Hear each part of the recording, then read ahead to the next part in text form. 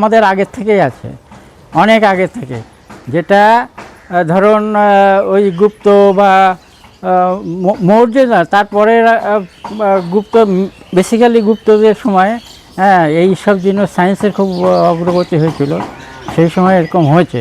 তা আমাদের দেশে বিজ্ঞান চর্চা যে নেই তা না, কিন্তু হ্যাঁ, যেমন আর কি আমাদের এই যে বিভিন্ন রকমের সারনেম আছে, সারনেমগুলো তার পিছনে দেখবেন একটা গোত্র আছে, হ্যাঁ হ্যাঁ, গোত্র আছে না, সেই গোত্রগুলো কোথা থেকে আসছে, এগুলো বিজ্ঞানের পরে নির্ভর করেই আসছে। আপনার সারনেম চেঞ্জ হচ্ছে, গোত্র কিন্তু গোত্র সবার চেঞ্জ হচ্ছে না, কিন্তু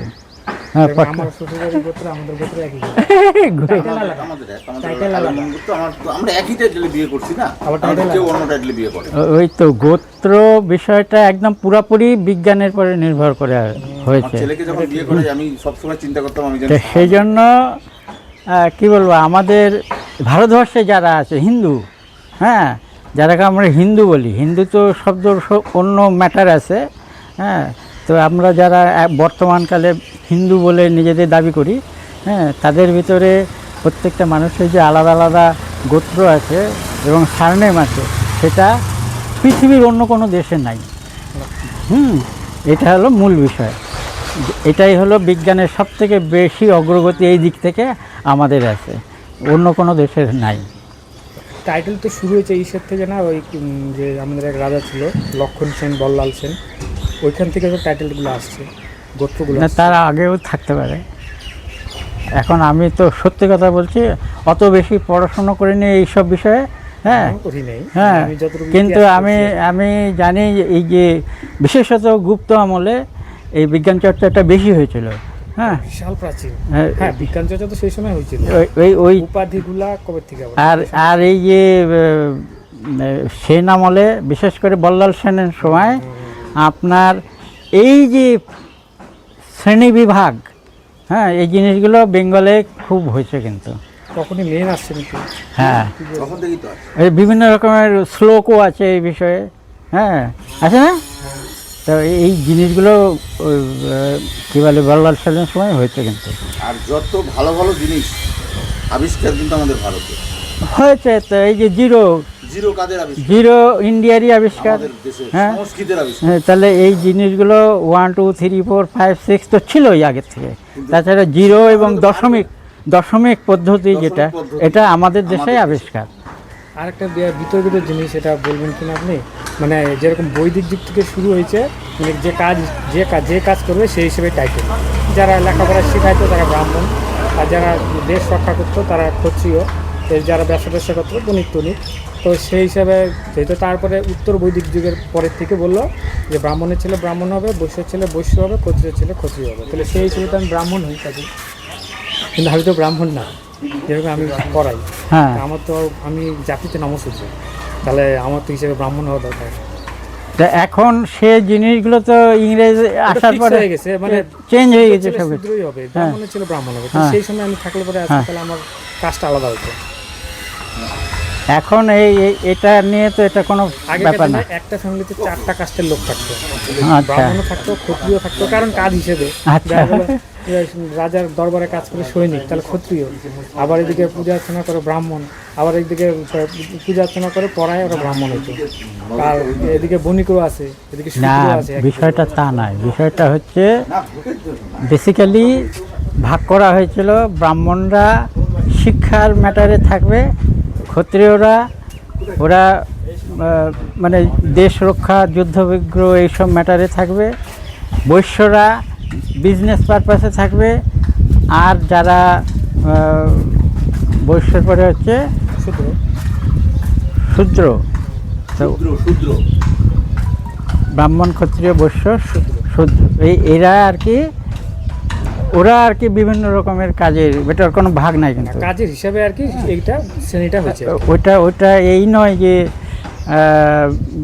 ব্রাহ্মণের ছেলে অন্য কাজ করতে পারবে না, পারবে, সেই সময় ছিল এটা। হ্যাঁ, করতো না, তখন আর সে ব্রাহ্মণ থাকতো না, না ব্রাহ্মণে থাকতো, হ্যাঁ থাকতো, যে কাজ করবে সেই কাজটা হইতো। কাজ হিসাবে ভাগ করলেও কাজের থ্রু দিয়ে তার ইয়েটা হতো না, বুঝলেন তো? কাজ করছে বলে তার যে শ্রেণীটা আলাদা হয়ে যেত তা নয়, হ্যাঁ, কিন্তু একটা একটা শ্রেণীর স্পেসিফিক্যালি আপনার কাজ ভাগ করা ছিল, হ্যাঁ, যে কারণে আর কি বলবেন, এই যে আমাদের শ্রীকৃষ্ণ বলেন, অমুক বলেন, তমুক বলেন, এদের কি ভগবান তো বলছেন ওদেরকে, হ্যাঁ, ওরা কি ভগবান সত্যিকারের? হ্যাঁ, ওরা ভগবান না, ওরা হলো শয়তান লোক। হ্যাঁ, তো শ্রীকৃষ্ণ খুবই ধুরন্ধর লোক। হ্যাঁ, তো ওরা ওদের কি হলো, ওরা কি কী বলে, ব্রাহ্মণ তো না, হলো অসুর, অসুর না, ক্ষত্রিয় মনে হয়। হ্যাঁ, ক্ষত্রিয় ওরা। তা এই যে জিনিসগুলো এগুলো আছে এখন, এগুলো মূল বিষয় হচ্ছে যে যত যাই ভাগাভাগি করা হোক না কেন, বাস্তব জীবনে সবসময় সব কিছু মেনটেন করা যায় না। হ্যাঁ, তো সেই জন্য নমশূদ্রও সে ব্রাহ্মণের মতো কাজ করতে পারে, হ্যাঁ, আবার ব্রাহ্মণও নমশূদ্র হয়ে যেতে পারে। হ্যাঁ, এটা তার বেসিক জীবনের যে বিষয় আর কি, কাজ কর্মপদ্ধতি, হ্যাঁ, তারপরে নির্ভর করে হয়। আপনার মতে এখনকার পৃথিবীতে শ্রেষ্ঠ জাতি কারা? এই এখন তো আমি সত্যিকারে বিষয় যে আমি এই বিষয়ে চর্চা করি না, হ্যাঁ, তবে চর্চা করি না। ইংরেজরা বলে আমরা শ্রেষ্ঠ জাতি, হিটলার বলতো না আমরা শ্রেষ্ঠ জাতি, তবে জার্মান, হিটলার, হ্যাঁ, জার্মান ওরা বলতো শ্রেষ্ঠ জাতি। জার্মান আর আমরা, হ্যাঁ, আমাদের এখানে যেটা বৈদিক যুগে বা পরবর্তীকালে আর্য জাতি বলা হয়, সেম জাতি। হ্যাঁ, ওখানকার জার্মানরা আর আমাদের এই যে আর্য জাতি একই জাতি। আর্য মানে ব্রাহ্মণ, কার আমাদের এখানে এখন ব্রাহ্মণ।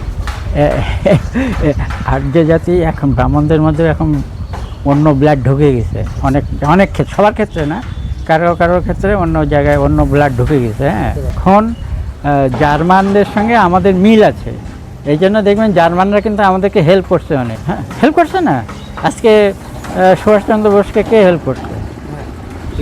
হ্যাঁ, জার্মানরাই হেল্প করছে। আর ওরা দেখবেন যে আমাদের সঙ্গে খুব একটা মৈত্রী বন্ধন স্থাপন করে আছে, কারণ আমরা আলাদা কেউ না। হ্যাঁ, যদি আপনি ইতিহাস বিচার করেন বা অন্য কিছু বিচার করেন, দেখা যাবে অনেক ক্ষেত্রে হয়তো জার্মানদের রক্তের নমুনা পরীক্ষা করে, ওদের ডিএনএ টেস্ট করে, এবং আমাদের আর্য জাতি যারা ছিল আগে ব্রাহ্মণ ক্ষত্রিয়, এদের ডিএনএ টেস্ট করেন, অনেক ক্ষেত্রে হয়তো মিলও পেতে পারেন। এটা গর্ব লাগে, কিন্তু আরেকদিকে ভাবেন এই যে আর্যরা এটা বাইরের থেকে আসছিল, তাহলে বহিরাগত, তাহলে ব্রাহ্মণরা তো বহিরাগত, আসল যারা স্থানীয় যারা আমরা এসটি এসসি এরাই কিন্তু এখানকার স্থায়ী নাগরিক। হ্যাঁ, এটা অস্বীকার করার উপায় নেই, আমরা স্থায়ী নাগরিক। হ্যাঁ, ওই এখানে বহু বছর আগে এই আস্তে আস্তে আস্তে কী হয়েছে, জার্মানরা আগে, জার্মান এবং এই যে আমরা যে আর্য জাতি, এরা ওই অঞ্চলে থাকতো, তার কোনো কারণে তাদের একটা পার্ট আর কি, জার্মানরা ওখানে সেটেল হয়ে গেল, তারপরে একটা পার্ট এদিকে আসতে থাকলো, আস্তে আস্তে এখানকার যারা ছিল বসবাসকারী তাদের সঙ্গে যুদ্ধবিগ্রহ হয়েছে, নানা কারণে, তারপর এই পুরো ভারতবর্ষ দখল করে এটা যে এরা এখানেই ছিল এটা বলা যায় না। কিন্তু আমি শুনছি নাকি আমাদের এখানকার এসটি এসসি এদের থেকেও ভারতের পুরানা স্থায়ী বাসিন্দা হচ্ছে দ্রাবিড় গোষ্ঠী, ওই যে তামিল তেলেগু ওরা বলে, ওরা বলে ভারতের অরিজিনাল বাসিন্দা। ওরা ছাড়াও, ওরা ছাড়াও আর একটা গোষ্ঠী ছিল, ওই যেটাকে সিন্ধু সভ্যতার যে ইয়েটা, হ্যাঁ, ওরা ছিল, কিন্তু ওদের তো এখন কোনো লিঙ্ক পাওয়া যাচ্ছে না। হ্যাঁ, এখন ওই যে দ্রাবিড় জাতি যারা এখন তামিলনাড়ু, তামিল তেলেগু এরা যারা আছে না, আর এখন পাকিস্তানের আপনার ওই বালুচিস্তানে যারা আছে একই জাতি, ওই জন্য ওখানে বিদ্রোহ হচ্ছে, বুঝতে পারছেন? ওরা ইন্ডিয়ার সঙ্গে যোগ দিতে যাচ্ছে। হ্যাঁ, নিজেদেরকে, ওরা মুসলিম তো, মুসলিম ওদের জোর করে করা হয়েছে, ওরা অ্যাকচুয়ালি মুসলিম থাকতে চায় না, বুঝলেন তো? হ্যাঁ, ওরা ইন্ডিয়ার সঙ্গে যোগ দিতে যাচ্ছে, যার জন্য ওখানে বিদ্রোহ হচ্ছে। এইগুলো মূল বিষয়।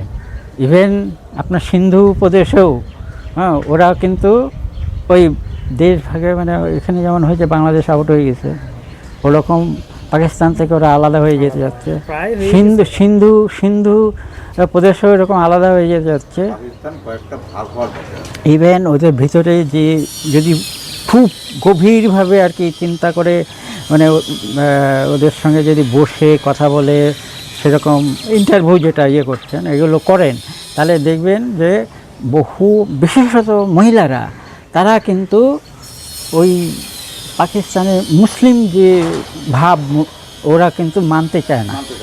হ্যাঁ, মেয়েরা তারা এই স্বাধীন ভারতের মেয়েদের মতনই থাকতে চায়। এবং বালুচিস্তানের দুই একটা মেয়েকে মেরে ফেলা হয়েছে, বুঝলেন তো, কলেজ স্টুডেন্ট, তাদেরকে মেরে ফেলা হয়েছে। হ্যাঁ, যেহেতু ওরা এটার বিরুদ্ধে কথা বলছে, মানে ওদের যে সিস্টেম, হ্যাঁ, তাদের মুসলিমদের বিরুদ্ধে কথা বলছে, এই জন্য মেরে ফেলছে ওদেরকে। হ্যাঁ, কল্পনাই করতে পারবেন না যে কী নৃশংসতা, মানে মুসলিমদের যে নৃশংসতা সেটা কল্পনা করতে পারবেন না কীরকম খাতরনাক আসলে। আমি শুনছি যে আমাদের এখানকার যারা মুসলিম এরা এদের পূর্বপুরুষ হিন্দু ছিল। হ্যাঁ, কারণ একটা উদাহরণ দেই, কারণ এরা বিয়ের সময় কিন্তু সাদা পরে না, লাল পরে আমাদের মতোই। আর দুবাইয়ে যে আছে সৌদি আরব, ওরা কিন্তু বিয়ের সময় সাদা পরে। আচ্ছা, তাহলে এরা কেন লাল পরে? কারণ এদের পূর্বপুরুষ হিন্দু ছিল। হ্যাঁ, আমি তো এই যে আপনি সিন্ধু প্রদেশে যান বা অন্য জায়গায় দেখবেন মেয়েরা বিয়ের সময় হাতে কি দেয়? মেহেন্দি পরে না? তো মেহেন্দিরা হিন্দুরাও তো পরে। এটা কিন্তু সৌদি আরবের কিন্তু পরে না। হ্যাঁ, তো এটা মূল কারণ কি? ওখানে আগে হিন্দু ছিল, ওরা হিন্দু থাকার জন্য এই যে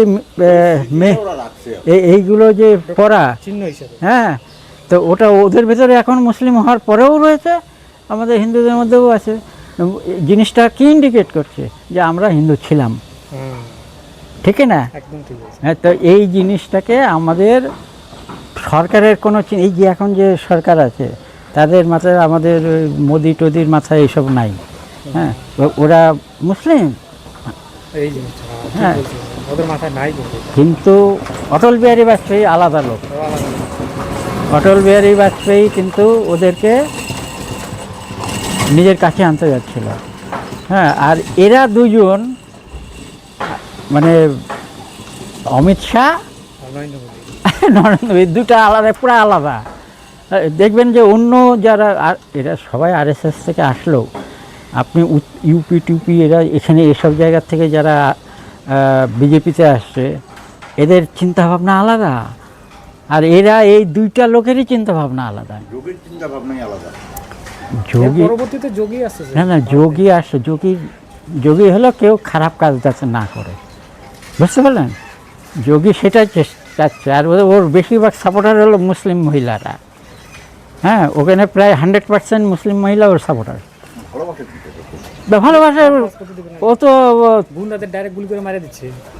ও তো ওদেরকে হেল্প করে, তো মুসলিম মহিলাদের হেল্প করে, কাপড় দেওয়ার থেকে, এ করা থেকে, ও করা থেকে।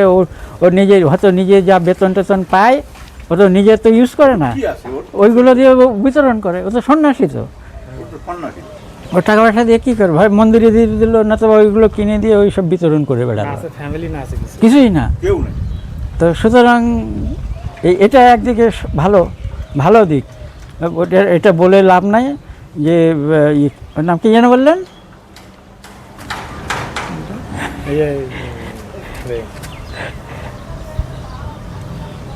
উত্তরপ্রদেশের যোগী আদিত্যনাথ, উনি এদিক থেকে খুব ভালো, খারাপ কিছু না, খুবই ভালো লোক। নরেন্দ্র মোদীও ভালো লোক, এরা ভালো লোক, কিন্তু কতগুলো ক্ষেত্রে একরকম। এই আরএসএস থেকে এসে বলে, দেখো মুসলিমদের বলছে আমি তোমাদের বিরুদ্ধে না, হ্যাঁ, আমরা তোমাদের বিরুদ্ধে নয়, কিন্তু আমাদের কালচারটা যদি সবার একরকম হয় তাহলে আমাদের কোনো অসুবিধা নেই। তুমি আল্লাহ আল্লাহ বলো, অসুবিধা নেই, আমি ভগবান বলি, অসুবিধা নেই। হ্যাঁ, হ্যাঁ, তো এইটা তো 4টা বিয়ে তো বন্ধ হয়ে গেছে কবেই। এইখানে আমাদের দিকে চালু আছে না? চালু আছে, মানে আইন তো পাস হয়ে গেছে। আইন তো বাংলাদেশ পাকিস্তানে তো অনেক আগেই পাস হয়ে গেছে। হ্যাঁ, ওরা রাখতে পারতো, ও তো মুসলিম কান্ট্রি, তো ওরা রাখে না এখানে। ওরা তো সেই আগের সিস্টেম অনুযায়ী একটা বেশি বিয়ে করতে পারবে না। তো এটা মুসলিমদের ভিতরে একাধিক বিয়ে হওয়ার বাংলাদেশে এখন প্রচুর আছে, যার 3টে 4টে 5টা 6টা 7টা বউ, মানে এই খাতে পারে না ঠিক মতো, পয়সা রোজগার নেই, দেখা গেল 7টা 8টা বউ। হ্যাঁ, আছে এরকম।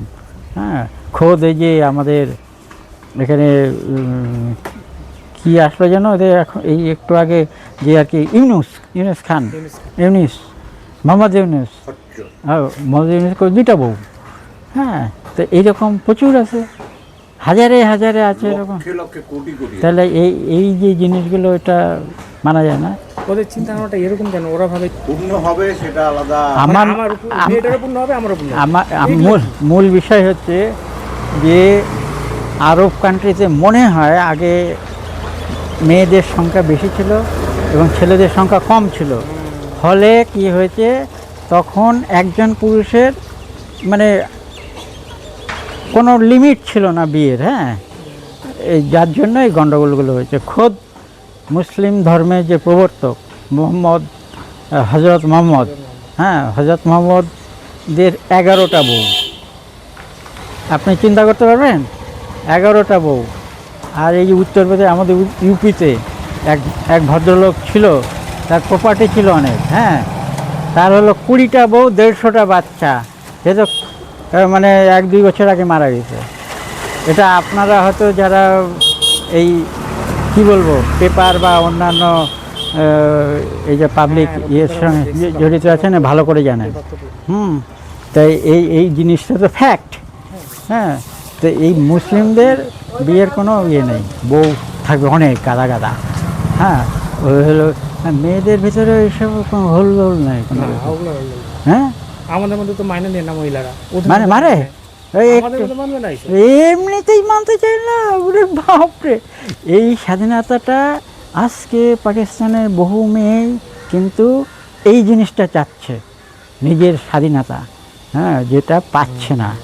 এই জন্য যে একটু লিডিং পার্সন মহিলাদের মধ্যে, তারা একটা না দুইটাকে মেরে ফেলছে একেবারে।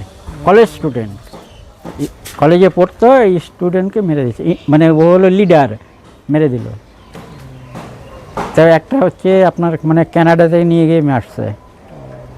এটা আপনারা ভালো জানবেন, আমি তো পেপারে পড়ে বা শুনে।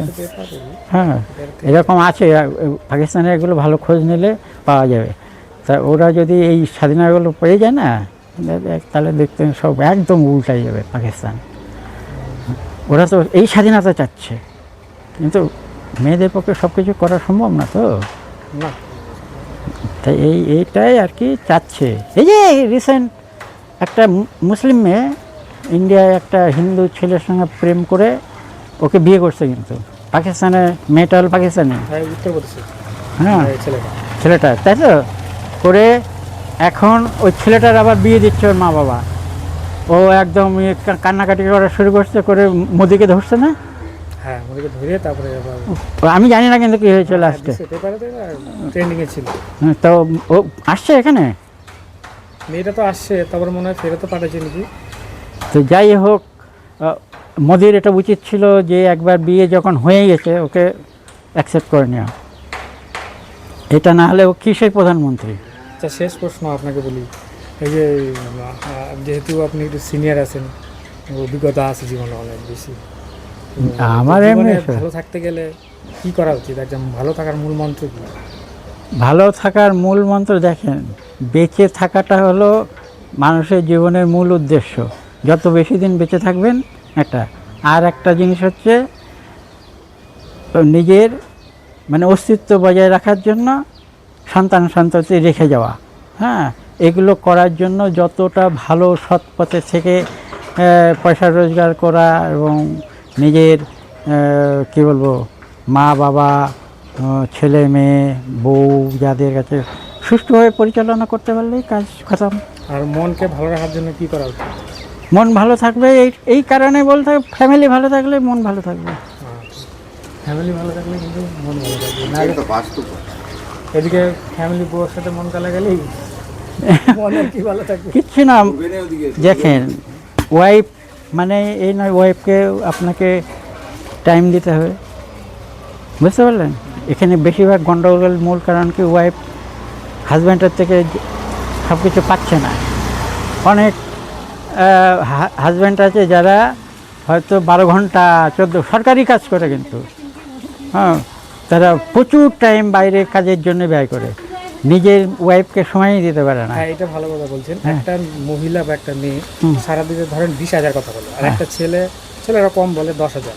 একটা ছেলে যখন বাইরে কাজ করে 10,000 কথা বা 8,000 কথা শেষ হয়ে যায়, আর একটা মহিলা বা যখন বাড়িতে থাকে 20,000 কথা কিন্তু তা আমাদের হার্ডলি শাশুড়ির সাথে শ্বশুরের সাথে যা বাচ্চা কাচ্চা আছে তাদের সাথে 8,000 কথা হলো, বাকি 12,000 কথা বাকি আছে অর্ধেক। এই বাকি কথাগুলো বলতে পারে না, তখন হাজব্যান্ডের সঙ্গে বলা শুরু করে।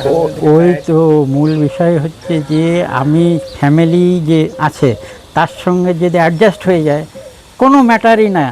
হ্যাঁ, যেসব ফ্যামিলিতে মানে শাশুড়ি এবং বউয়ের মধ্যে আন্ডারস্ট্যান্ডিং আছে, দেখবেন সেই সব ফ্যামিলি শান্ত।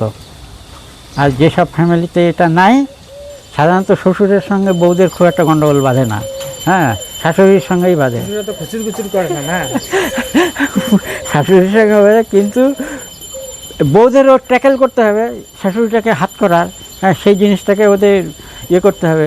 হ্যাঁ, আবার শাশুড়িরও বুদ্ধি থাকলে সে অটোমেটিক বউকে হাত করে নেবে, কিন্তু হ্যাঁ বুদ্ধি দিয়ে করতে লাগবে। সব কিছুতেই যদি মানে রাগ দেখানো যায়, হ্যাঁ নিজের এটা দেখানো যায়, তাহলে হবে না। তো শাশুড়ি বউ তো একটা জায়গায় রাগ দেখায়, রান্নাঘর, ওটা একটা যুদ্ধ চলে। সে হোক না, এই শ্বশুর দুজনেই আর কি একটা করতে হবে যাতে অ্যাডজাস্ট হয়ে যেতে পারে।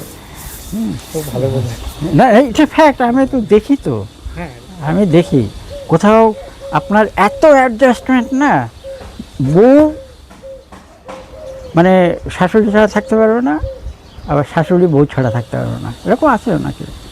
হয়তো পাচ্ছে না, ইয়েকে পাচ্ছে না, স্বামীকে বেশিক্ষণ পাচ্ছে না, শ্বশুরমশাইও বাইরে থাকছে বা অন্য কিছু, কিন্তু এরা এইভাবে অ্যাডজাস্ট করে আছে। আবার অন্য ক্ষেত্রে হয় না। বেশি আজকে এত গণ্ডগোল, এই শুধু ডিভোর্স কেস কেন?